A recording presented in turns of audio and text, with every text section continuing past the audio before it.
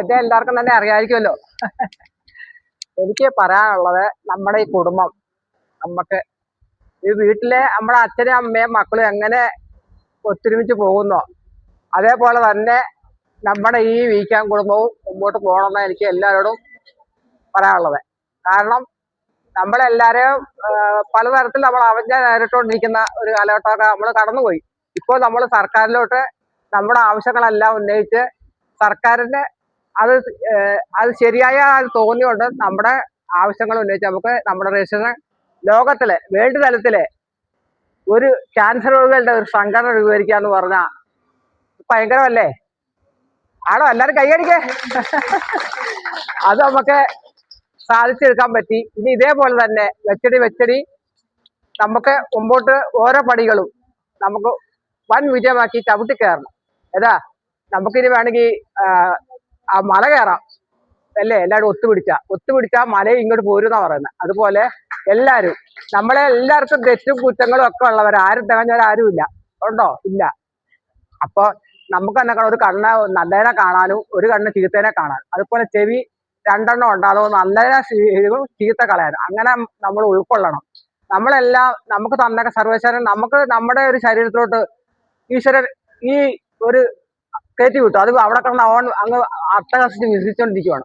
അപ്പൊ നമ്മൾ അതിനെ സധൈര്യം, എന്നെയൊക്കെ സംബന്ധിച്ചാണെങ്കിൽ ചിരിച്ചോണ്ട് ബയോസി കിട്ടിയപ്പോൾ ചിരിച്ചോണ്ട് ഡോക്ടറെ കണ്ട ഒരു വ്യക്തിയാണ് ഞാൻ.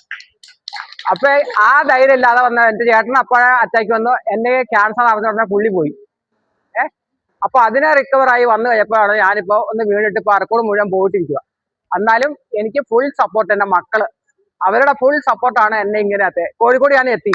ഇടുക്കി ജില്ലേന്ന് ഞാൻ ആലുവ വരെ കാറേ വന്നു. ആലുവയിൽ നിന്ന് ട്രെയിൻ ബുക്ക് ചെയ്തു. ഞാൻ ഇവരൊക്കെ വന്നിട്ട് ഇപ്പൊ കോഴിക്കോട് എത്തി. ഞാനിങ്ങനെ സൈലന്റ് ആയിട്ട് ഇരിക്കണണ്ട. എനിക്ക് ഒരു രോഗമാണെന്ന് ആരും പറയല. ബാലാജിക്ക് അന്നേരം മനസ്സിലായി. സ്റ്റെപ്പ് കയറിയപ്പോ ഞാൻ ടയേർഡായി പോയി. അത്ര പിന്നെ എന്റെ മോള് കൂടെ ഉണ്ടാണ്. അവള് നിങ്ങളുടെ എല്ലാവരും സ്നേഹം കണ്ടപ്പോ അവൾക്ക് ഭയങ്കര ഒരു പ്രചോദനമായി. അല്ലെങ്കിൽ എന്നെ വീട്ടിൽ നിന്ന് ഇറക്കിയല്ല. മക്കളേലും സ്നേഹമായിട്ട് നിങ്ങളെല്ലാരും എന്നെ ഈ കൊച്ചൊക്കെ എന്നെ എടുത്തോണ്ടെന്ന് പറഞ്ഞാലേ കൊണ്ടുപോയി. അപ്പൊ അവള് പറഞ്ഞു നമ്മളങ്ങ് ഒന്നും അല്ല, അമ്മയ്ക്ക് വേറെ ഒത്തിരി മക്കളുണ്ട്. അതുപോലെ തന്നെ എല്ലാവരും എന്നെ അമ്മ, ഞാനാണ് ഈ കുടുംബത്തെ ഏറ്റവും മൂത്തത്. അപ്പോൾ ഞാൻ ഈ സംഘടനയിട്ട് വന്നിട്ട് 2022 അത് കഴിഞ്ഞപ്പോൾ എനിക്കെന്തോ ഞാൻ ഒരുപാട് തലങ്ങളിലൊക്കെ ഒരുപാട് സംഘടനകളിലൊക്കെ, അപ്പൊ എനിക്ക് അതെല്ലാം ഞാൻ കളഞ്ഞ 23 എല്ലാം രാജിവെച്ച് കളഞ്ഞതാണ്. അപ്പോൾ എന്തുകൊണ്ടോ എനിക്ക് തോന്നി ഇതൊരു നല്ല ഒരു ഇതാണല്ലോ, ഭാവിയിലോട്ട് ഇനി ആരും ഒരു വ്യക്തികളും ഇതിലോട്ട് വരല്ലേ, മെമ്പർഷിപ്പ് എടുക്കല്ലേ എന്നൊരു ആഗ്രഹം എനിക്കുണ്ട്. അത് സർവേശ്വരനെ പ്രാർത്ഥന. ഇനി വന്നവർക്ക് അതിനെ നമുക്ക് പ്രതിരോധിച്ച് നമുക്ക് മുമ്പോട്ട് പോവാം. ഇപ്പൊ ഷാനിമോളെ ആ കൊച്ചു ഞാൻ എന്നും രാവിലെ വൈകുന്നേരവും കമ്മ്യൂണിക്കേഷൻ ഉണ്ട് ഞാനും ആ കൊച്ചുമായിട്ട്. കഴിഞ്ഞ ദിവസം ആ കൊച്ചു വിളിച്ചപ്പോ എന്റെ ആന്റി എനിക്ക് വയ്യ. ഞാൻ പറഞ്ഞു ഒരു കുഴപ്പമില്ല മോളെ, എനിക്ക് വിഷ് ചെയ്യും, രാവിലെ ഗുഡ് മോർണിംഗ് വിഷ് ചെയ്യും, എല്ലാം ചെയ്യും. അപ്പൊ കഴിഞ്ഞ ദിവസം വിളിച്ചിട്ട് മോളെ അങ്ങനെ പറയല്ലേ, മോള് ധൈര്യം കയറി വരുവിടാ കുട്ടാ, ഇങ്ങനെ എന്നെ എടാ കുട്ടാന്നാ ഞാൻ വിളിക്കുന്നത്. ആ ഒരൊറ്റ ധൈര്യം. ഇന്ന് എനിക്ക് കൊച്ചിനെ കണ്ടപ്പോ എനിക്കത് കൺട്രോൾ എനിക്ക് പറ്റിയില്ല. പക്ഷെ എന്റെ കുഞ്ഞുമോടെ പ്രായമുള്ളൂ അത്രയ്ക്ക്. അപ്പോ എനിക്കത് ഭയങ്കര, പിന്നെ അതെല്ലാം നമ്മുടെ സർവേസ് നമ്മുടെ ഒത്തു പ്രാർത്ഥന. ഇതിപ്പോ തന്നെ അനിലിന്റെ അമ്മ അത് സീബ്ര ലൈൻ, ഇപ്പൊ സീബ്ര ലൈൻ കടന്ന ഒരു അപകടം വരികയെന്ന് പറഞ്ഞ സർക്കാർ എന്നല്ലേ പറഞ്ഞത്. സീബ്ര ലൈനിൽ കൂടെ പോയ അമ്മേനെയാണ് വണ്ടി തട്ടിയിട്ട്. അപ്പൊ എവിടെയാ സുരക്ഷിതമുള്ളത്? ഒരിടത്തും ഇല്ല. നമുക്ക് ഒരിടത്തും സുരക്ഷിതത്തില്ല. അപ്പൊ ആ അമ്മ, അപ്പൊ ഞാൻ അനിലിനെ വിളിച്ചിട്ട് പറഞ്ഞു ഒന്നും പേടിക്കാനില്ല മോനെ, അമ്മ റിക്കവർ ആവും. അപ്പൊ ഹെഡ് ഇഞ്ചുറി ഒന്നും ഉണ്ടായിട്ടില്ല. ഇപ്പൊ ഇത്തിരി അവിടെ ഇവിടെ ഒക്കെ എന്നാലും ഒരു പൈസയിലാണ്. എന്നാലും ആ ഒരു നിമിത്തം വരുത്തിയത് അനിലിനെ നമ്മുടെ ഈ ഗ്രൂപ്പില് നമ്മുടെ ഈ മീറ്റിങ്ങിൽ അറ്റൻഡ് ചെയ്യാൻ വേണ്ടിയിട്ട് അല്ലേ ആണെന്ന് ഞാൻ വിശ്വസിക്കുന്നു. അതുപോലെ തന്നെ ഇപ്പൊ ഒരു കൊച്ചു മരിച്ചല്ലോ സ്മിത ഹോസ്പിറ്റലിൽ. എന്റെ വീടിനടുത്താണ് ആ സ്മിത ഹോസ്പിറ്റലിൽ. ഞാനും ആ ഡോക്ടറുമായിട്ട് ഈ ക്യാൻസറിനെ പറ്റി ഞാൻ മോട്ടിവേഷൻ ക്ലാസ് ഒക്കെ എടുക്കണം. അങ്ങേരുടെ കൂടെ ഇരുന്ന്, അങ്ങേര് ഹിന്ദിയിലെ സംസാരിക്കുകയുള്ളൂ, ഇംഗ്ലീഷിലും. വീൽ ചെയറിലാണ്. എന്നെ ക്ഷണമുണ്ടായിരുന്നു. ഞാൻ അവിടെ പോയി ക്യാൻസറുകൾക്ക് ഞാൻ ക്ലാസ് എടുത്തതാണ് അങ്ങേരുടെ കൂടെ ഇരുന്ന്. അത് ഇതുപോലെ വീൽ ചെയറില, അന്ന് ഞാൻ വീൽ ചെയറില, ഞാനും അങ്ങേരും ഒരേപോലെ വീൽ ചെയറിലാണ് സംസാരം. എന്റെ അടുത്താണ് ആ ഹോസ്പിറ്റല്. അപ്പൊ അത്ര ഒരു നല്ല ഡോക്ടർക്ക് അവിടുത്തെ സ്റ്റാഫുകളുടെ എന്തെങ്കിലും ആയിരിക്കാം, പക്ഷെ അവരുടെ വിധി അങ്ങനെ ആയിരിക്കും. ഒന്നും വേണ്ട, ഞാൻ ഈയിടെ സ്കാൻ നടത്തി, എനിക്ക് അവരുടെ റിസൾട്ട് തന്നെ 2022 മാമോഗ്രാം ചെയ്ത് എന്റെ ഡോക്ടറെ കാണാൻ തന്നുവിട്ട ചീട്ട് ഈ 25 എടുത്തത്, മെയിൽ എടുത്തത്, എനിക്ക് തന്ന റിസൾട്ട് 22. എന്റെ കൊച്ചുപോയി ഭയങ്കരമായിട്ട് ട്രൈസ് ചെയ്തു അവള്. ഇന്നലെ കഴിഞ്ഞ ദിവസം ഇവിടെ വന്ന മോള്. ഞാൻ പറഞ്ഞ ആക്ഷ ഇപ്പൊ എന്റെ അമ്മയ്ക്ക് 22 നിങ്ങൾ ക്യാൻസർ മൂത്തിരിക്കുന്ന സമയത്ത് ഇതാ തന്നെ. അപ്പൊ എന്റെ ഡോക്ടർക്ക് എന്നെ അറിയാമായിരുന്നു. ഡോക്ടർ പറഞ്ഞ ഡോക്ടർ പഠിച്ചപ്പോ അങ്ങനെയൊന്നും ഇല്ല, ഒരു ഒപ്പീനിയന് വേണ്ടി മാത്രമാണ് ഇപ്പൊ ഇതൊന്നും എടുത്തത്. അപ്പൊ ഒരു കാരണവശാലും ഇങ്ങനെ ഉണ്ടാകിയല്ല എന്ന് പറഞ്ഞു. അപ്പോൾ അപ്പൊ എനിക്ക് സംഭവിച്ചു, അതാ ഇത്ര കിടുവായിട്ട് നിൽക്കണം എനിക്ക്. അപ്പൊ പിന്നെ പാവങ്ങൾ അവിടെ പിഴിയുവാണ്, പിഴിഞ്ഞ് ഇപ്പൊ തന്നെ ആ കൊച്ചിന്റെ ലക്ഷങ്ങൾ ഒരിടത്തും ആക്റ്റീവ് അല്ലാത്ത ഒരു ചികിത്സയാണ് അവിടെ നടന്നത്. അവിടെ ഭയങ്കര പ്രശ്നങ്ങളാണ് ഞങ്ങളുടെ അവിടെ. അപ്പൊ ഇന്ന് ഞാൻ വന്ന വണ്ടിയിലെ ആ കൊച്ചൻ എന്നോട് ചോദിച്ചു, പപ്പിനിജി എങ്ങോട്ടാ? ഞാൻ പറഞ്ഞു ഇങ്ങനെ സംഘടന ഉണ്ട്. അന്നാ നമ്മുടെ ഈ സ്മിതയ്ക്ക് വേണ്ടി ഒന്ന് പയറ്റാമോന്ന് ചോദിച്ചു. ഏതാ? ഞാൻ പറയും എനിക്ക് സധൈര്യം ഞാൻ പയറ്റും, എനിക്ക് ധൈര്യവും ആരോഗ്യം തന്ന അതിനു വേണ്ടി ഞാൻ പോണേ. അപ്പോൾ നിങ്ങളുടെ എല്ലാവരുടെയും മുമ്പിൽ വെച്ച് ഞാൻ പറയുവാണ്, നമുക്ക് ഇപ്പൊ ഈ മരിച്ച സുമിയുടെ വേണ്ടി നമുക്ക് ചെയ്യാൻ പറ്റുന്ന എല്ലാവർക്കും നമുക്ക് ഒത്തുപിടിച്ച് ചെയ്യണം. അതിപ്പോ കണക്ലേറ്റ് പിക്കറ്റിങ്ങിന് പോണേ എന്നെ മുമ്പിൽ നിർത്തിയാൽ മതി, ഞാൻ അതിന് ശക്തമായിട്ട്. പക്ഷെ ഞങ്ങളുടെ പഞ്ചായത്തിന്റെ ഓരോ പരിപാടികൾക്കൊക്കെ ഞാൻ ഒറ്റയ്ക്ക് ഇന്ന് ബാനർ പിടിച്ചിട്ടുണ്ട്. ആൾക്കാർ പറയില്ല, ആൾക്കാർ വരാൻ എത്ര സമയം വൈകുന്ന മന്ത്രി പി ജോസഫ് മന്ത്രി വിദ്യാഭ്യാസ മന്ത്രി ആയിരുന്ന സമയത്ത് ഇപ്പൊ മരിച്ച പി.ടി. തോമസ് എന്റെ ഇന്റിമേറ്റ് ഫ്രണ്ടാണ്. അപ്പോ അവരൊക്കെ വരുന്ന സമയത്ത് ഞാൻ ബാനർ ഇങ്ങനെ ഒറ്റയ്ക്ക് പിടിച്ചു. എന്റെ പഞ്ചായത്തിൽ എന്റെ ഇത് വെച്ചേക്കുവാണ് ഇപ്പോഴും ആ ഒരൊറ്റ പവർ. ഇന്നും ഈ സെക്കൻഡും എനിക്ക് ആ പവർ ഉണ്ട്. നാളെ എങ്ങനെയാണെന്ന് പറയാൻ പറ്റിയല്ല.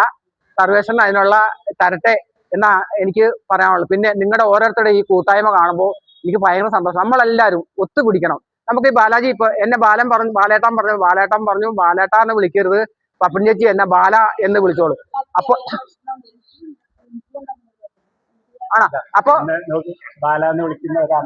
അമ്മ അപ്പൊ ഞാൻ പറഞ്ഞു ബാല എന്ന് ഞാൻ വിളിക്കുകയല്ല. ബാലിന്റെ ആ പൊസിഷൻ എനിക്ക് ഞാനിപ്പോ വെറും ഒരു സിംഹമല്ലേ പല്ല് പോയെ, അതുകൊണ്ട് ഞാൻ ജി ഇടും, എന്റെ ബോണസ്.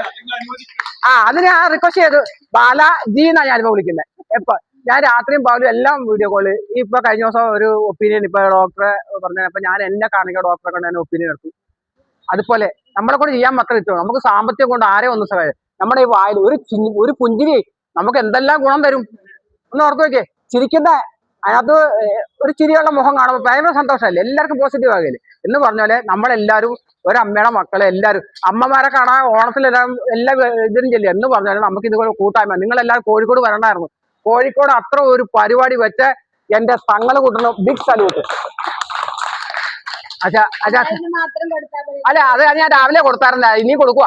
അപ്പൊ ഹൃദയഭാഗത്ത് നമ്മുടെ അതെ വരുന്നു ജംഷി. പക്ഷെ നമ്മളെ മൊട്ടായി തെരുവെന്ന് പറഞ്ഞാൽ കോഴിക്കോടിന്റെ ഹൃദയഭാഗം അല്ലേ, അവിടെയായിരുന്നു ഇവർ അറേഞ്ച് ചെയ്തത് അത്ര ഹൃദയഭാഗത്ത്. അപ്പൊ ഈ പിള്ളേരുടെ ഇവരെല്ലാം പ്രസീതയൊക്കെയാണ് ഇവരെല്ലാം പറഞ്ഞു നടക്കുക. അപ്പൊ അങ്ങനെ ബിരിയാണിയും കഴിച്ചു. പക്ഷെ എനിക്ക് ബാക്കിയുള്ള എനിക്ക് ചെയ്യാൻ പറ്റിയില്ല. മാജിക് ഷോ ഒക്കെ ഉണ്ട്, അതെനിക്ക് അറ്റൻഡ് ചെയ്യാൻ പറ്റില്ല. എനിക്ക് പോണ ഞാൻ ട്രെയിൻ ബുക്ക് ചെയ്തായിരുന്നു.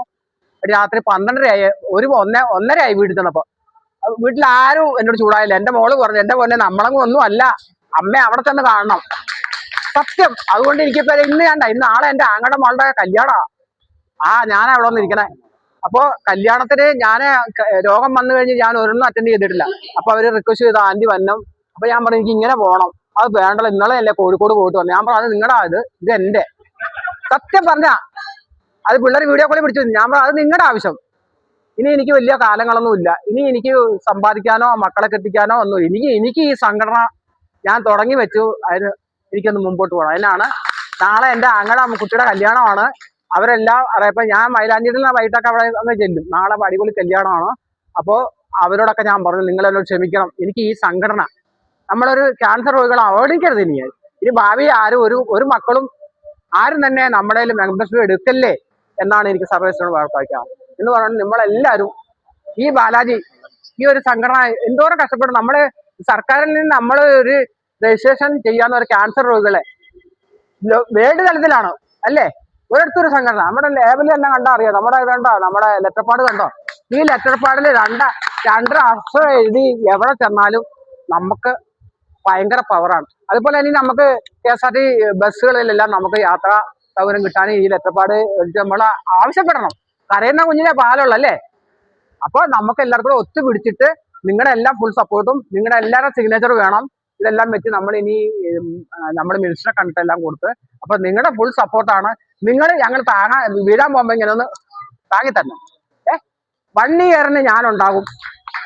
നിങ്ങളെല്ലാം മുമ്പിൽ പറയാം 1 വർഷത്തേക്ക് എന്റെ ഫുൾ ഇത് ഇതിനകത്തുണ്ടാവും.